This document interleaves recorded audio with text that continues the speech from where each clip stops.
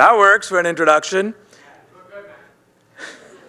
Good morning, everybody, and welcome to the third edition of Operation Defend the North here in Vancouver. Please join me and rise for the playing of our national anthem, O Canada.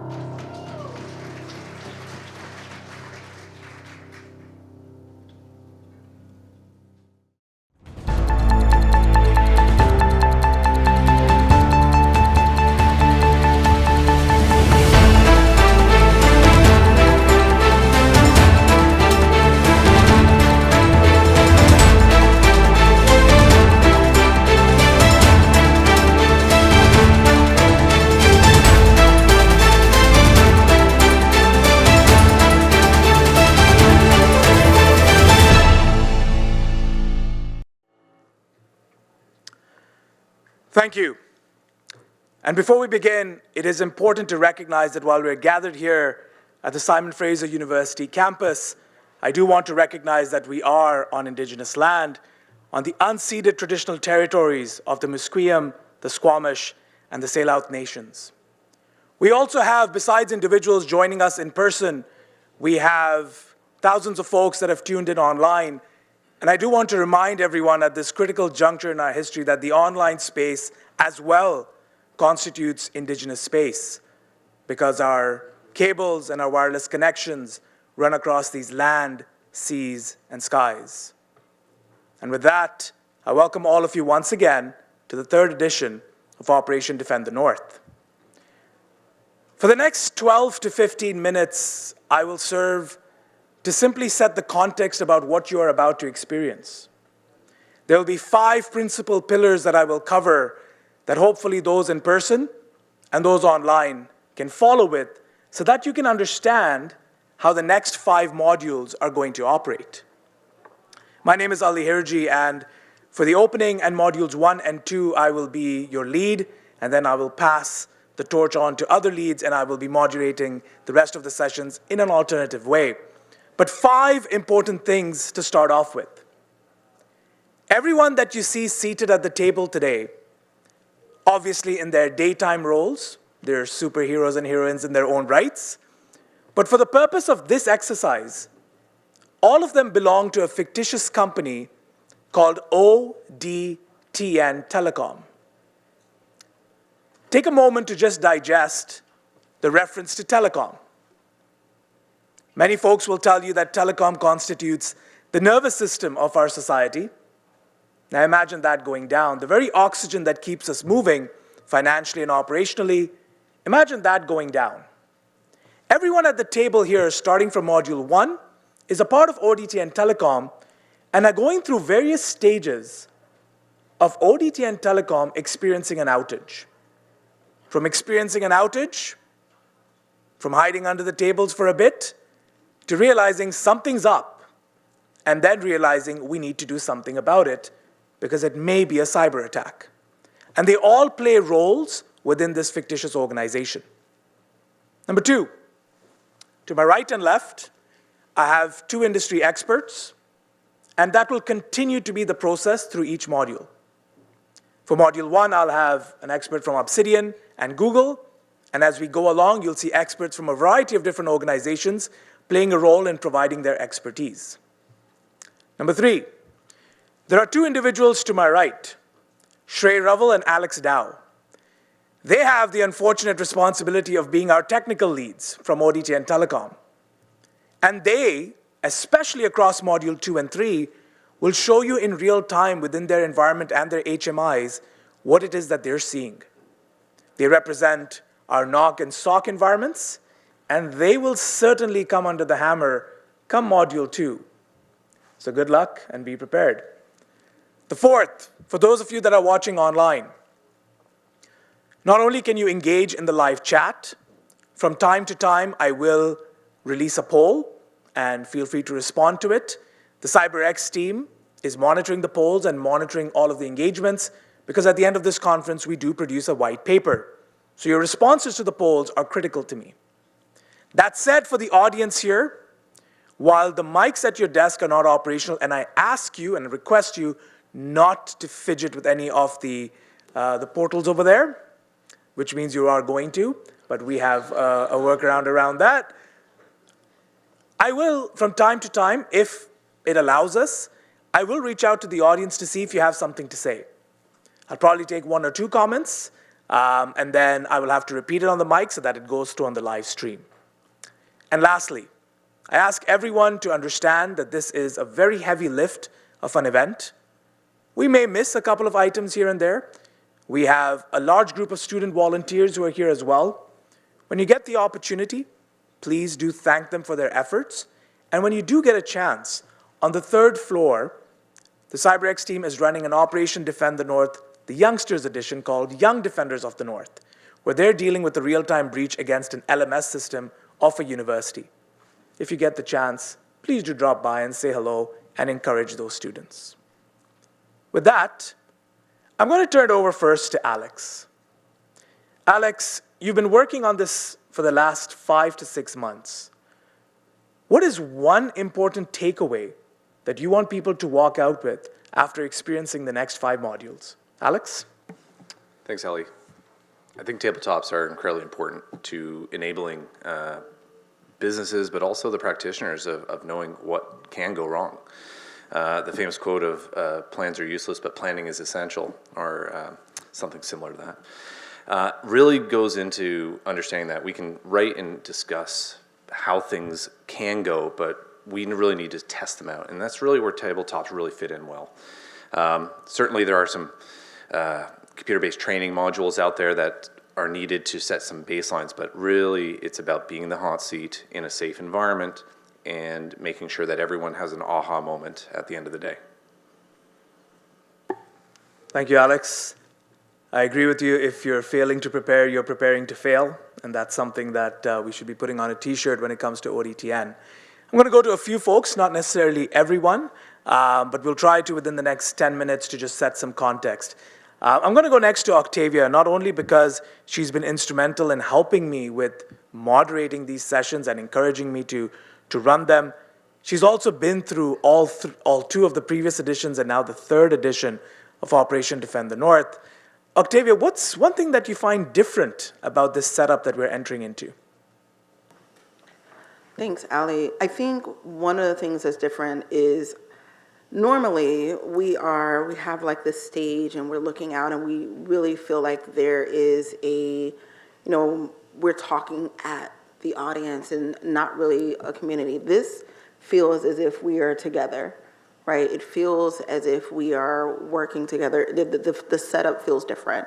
And so even if I'm looking around, I can see individuals' faces and I can see them looking on, I can see the nods. It's more communal. And really tabletops, they really are about really bringing industry experts together in the multidisciplinary way so that we can actually work together. So I feel it. This is different, and I'm hoping that this tabletop, we actually have some really, really great insights. Thank you, and I appreciate everyone following the rules of the mic and switching off once you're done speaking. And I would agree with you that communications is a control within cyber. And it's not just what you say, it's how you say it and the environments. And kudos to the advisory board for recommending this location and Alex for working so diligently with the CyberX team to make this happen. Pearl, I'll loop you in and then I'll go to Mary because Mary has another role to play as well. But Pearl, we'll start off with you. Your first experience here, and you've been put into the role of a threat intelligence manager. May not necessarily be your daytime superpower role, but you've taken on something that's not entirely in your day-to-day work. Why was that important when you chose this particular role? Yeah, thank you, Ali. I think one of the things that comes handy when we are doing tabletop exercises, what you're basing your actions on. And I wanted to test myself and also the current situation, how Intel could actually, properly configured tools and top up with people and process could actually make or break things. So I'm really looking forward to try that today. Sounds good, and putting yourselves in somebody else's shoes is always an interesting experience when you step into ODTN. Mary, not only have you helped with putting all of this together, you've also taken a role with the Young Defenders of the North. What does this kind of an event mean to you and the community at large? Oh, thank you, Ali. I appreciate this opportunity to participate. I think this event symbolizes a chance for Canadian cyber excellence. Back in February, the federal government released a strategy in terms of what's our plans for cybersecurity. So developing talent, capability, strengthening our innovation, R&D. So this event helps facilitate that goal of excellence. So walking through what is a good cyber incident response plan is, but also testing us in terms of, do we trust each other? There has been large-scale events, whether it's Rogers or even the Colonial Pipeline in the States, where there's multi-stakeholders that need to be involved, and we need to trust each other. And how do we coordinate, especially when you have a cyber breach where every second counts? So this event helps facilitate excellence in incident response, encourages conversations and organization resilience, but also understand what's involved when you have a multi-stakeholder incident response, and how do we trust each other and effectively respond to the disruption. I appreciate that, and the adage of security being a team sport, no more an important time than now to experience that. We have about 7 minutes, and I do want to try and get as many folks into this conversation as I can. Vivek, I'll jump over to you, because the role that you have suggested, that you recommended that you take on for ODTN is advisor to the board. Not a role necessarily that many folks would be familiar with from a response perspective. Do you want to take a couple of seconds and tell us why that particular role? Thank you, Ali. It's a pleasure to be here. When you look at large enterprises, which are, usually facing 50 to 200 attempts an hour, the response, the playbooks, all is about mobilizing the best of the company and the right people with the right authorities so that swift decisions, swift actions can be taken. And I think part of the learnings today we'll see that if we have the right decisions, the right information flowing to the right authorities, decisions can happen faster, resources can be mobilized quicker, but also the sharing of information. So the point about threat intel really depends on releasing quality information swiftly, because as fellow Canadians, we're all counting on each other to share those indicators of compromise. And the board has a fiduciary duty to the survival of the organization, and linking them in is not just an FYI. It really needs to be an involvement from the board in terms of what does this mean for the strategy, what does this mean for the future of the organization, what investments are going to be made afterwards. Because the fun, once the incident's done, then there's going to be a pivot. Did we invest enough? Did we do enough? Did we understand the risks correctly? And the board really plays a very important role in the recovery and the future of that organization post-incident. So, advisor to the board is something I believe will become mandatory for public boards. There will be mandatory training for public boards, and this is just part of a maturity journey that many companies will go on. Thank you for that, Vivek. And with all the experience that we have at the table, these predictions are not just pieces of guesswork. This comes from combined hundreds of years of experience in the field. And Vivek, it's not only a pleasure to have you here, it's truly an honor for me to be able to work with you on this tabletop. About 5 more minutes, and I'll just try to go to a few more folks. I want to just bring Shrey and then maybe Newman into this. Shrey, very, very quickly, there's something different for this ODTN where there's a live environment that you'll be pulling up. Could you just tell us in 30 seconds, that's the challenge, what are they going to be seeing throughout the next few modules? Absolutely, Ali. So the live environment focuses mainly upon, demonstrating how the actual network looks like when it comes to larger telecoms. Big telecom networks don't just simply focus upon whether devices are active or inactive. They focus upon the logs as well. They focus upon what sort of updates were made. They focus upon what sort of activities were happening throughout the day by second on these individual devices. And we are not talking about a single building. We are talking about the entire city, state, provincial wide networks. So that's what we'll be able to showcase throughout this platform, throughout this event. Thank you very much for that, Shrey. And I do want to remind the audience that this company, the fictitious one, ODTN Telecom, services much of the BC area. Not necessarily one of the top 4 service providers, but up there. And of course, this is all fictitious. But to Shrey's point, things like dwell time, things like, yeah, everything may be on, but something's going on, are the kind of things that we're going to peer into. And I will say this, Shrey, it's a pleasure to have you here. 7 years ago, you were in my class, and I did say that one day I'll be applying to you for a job. I think that day is coming very, very soon. Thank you for everything that you've done. Newman, very quickly to you, you're going to be leading, and in my seat, I'll be to your right, but you're going to be leading the deep technical session. What's going through your mind as we get into Module 3, which is that moment when we're trying to, I think, eradicate the threat? Well, I can tell you right now that, first and foremost, I'm very happy to be here, and thank you for this opportunity. But I can tell you for Module 1, my brain is really geared onto this one right now. It is probably, in my opinion, one of the most difficult modules for anyone that's technical. Obviously, we are the ones that are in the hot seat. We're the ones at the firing line. We have to make sure that we provide the best information to the leadership of the organization so they can make decisions about what's going on. When we get to Module 3, the fires have largely been contained. And that's when I'm going to be really looking at what has happened, how can we very quickly solve this issue, and try to minimize damage to the organization. At that point in time is a lot of fixing, a lot of I would say, corralling of resources and getting things back to working conditions again. So that's really what I'm focusing my mental capacities on. All right. Not just bringing things back to order, but also ensuring that it doesn't happen again within a shorter period of time. Good luck, Newman. May the force be with you. Very, very quickly, Hardeep, you're taking on the role of communications and PR. What's something going through your mind as you take this on? Yeah, no, a real pleasure to be here. I actually see a lot of familiar faces, which is super awesome to see that.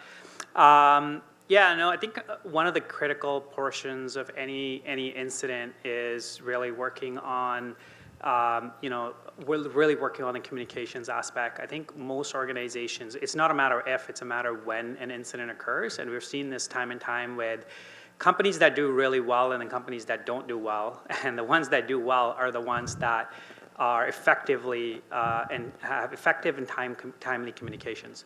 So I think I'll be working with Mary here quite collaboratively to try to figure out how do we ensure that we have holding messages in constant communication, social media monitoring, just so that we're providing that information up, whether it's to the board and the rest of the team in terms of how the situation's evolving. Yep, and if the wrong messaging goes out there, have your resumes ready. You know the drill. We'll see how that goes. Rob and Richard. Rob, cybersecurity privacy lawyer, and Richard, compliance and regulatory affairs officer. You may or may not be best friends for this role, but Rob, I'll start off with you. What's got you excited for this, the role that you're playing? Well, I mean, it's exciting just to be involved with this whole thing. This is an opportunity to practice what we all think about going through and in a friendly room. It's important that I call out early, I am not a lawyer. I am today. Just today.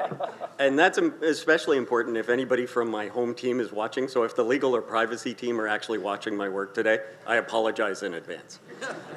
That said, I've been through some real world incidents, and I wanted to play this role because legal and privacy play a very, very important role, and it gets involved much faster than some people think. So I wanted to participate in that portion of it because it impacts the remainder of the day. Well, I did tell you in our preparatory sessions, watch an episode of Suits and you'll be good to go. But we'll see. Richard, very quickly, what's got you excited for today? This wasn't supposed to be my role, but I'm super excited to do it because I read the law for fun. And it's important for all of us to remember a couple key things as we go through this exercise, that telecom is a federally regulated, or it's federally regulated. Like we have obligations and responsibilities under not just provincial law, but under federal law. And so during a major incident, we must ensure that we are following the law as precisely as possible. Now, keeping in mind that another government has fallen, and so a number of modernization efforts in regards to federal legislation, both around privacy and cybersecurity, have once again fallen off the table, but it's going to come back. So we better make sure we're following the law as closely as possible, because it's not just from a regulatory perspective we need to be worrying about. They will come with a very fine-toothed comb and a magnifying glass and ensure we do everything that's above board, because they're going to hold us. If the worst were to happen, we think about risk of significant harm here, right? If the worst were to happen and something terrible happens to someone's life, they're probably going to hold us criminally responsible as well as civilly responsible. Yep. Thank you for that, Richard. Michael, you're going to be the SOC manager. Hopefully one of these two will be your best friends, or you'll be firing them very shortly. Excited and ready to go? Yeah, this should be good. All right. Good. I'm looking forward to seeing what happens when you don't have a plan, because that's going to inform the people that can decide to make the plan. Fair enough. Thank you for that. And very quickly, Mohammed from Google, all set, ready to rock and roll? Yep, looking forward to it. Looks good. We're going to be leaning on your expertise quite a bit. And Antoine, you've come for your second round of ODTN, if I'm not mistaken? No, this is going to be my first. But you've watched the other two. I have watched all of them, and I feel like everybody who's a greater than first-time player like Vivek, I feel like I know you. Sounds good. Well, hopefully that sentiment stays the same as we go through this exercise. And with that, before we jump into module 1, 2 very quick housekeeping items. We are about 10 minutes behind on schedule, but what I can assure you is that the next module will begin in the next minute or so, and then we will end module 1 at approximately 10:30 and then go back on to schedule. With that, I hope all of you have been briefed enough and know who all of us are and realize this is a fictitious scenario, but we go into our war room or into our scenarios now and go into character. All the best, everyone at the table. Hope everybody enjoys the session. And with that, we will go into a very short 60-second break and begin with module number 1. Stay tuned, and thank you for joining us for the opening.